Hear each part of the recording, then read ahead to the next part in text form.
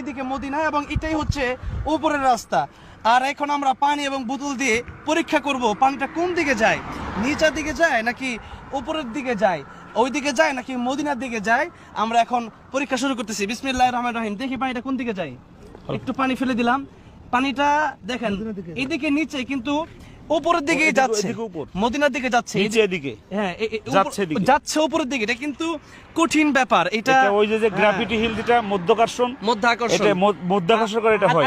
এবার আমরা এই বোতলটা ছেড়ে দিতে চাই।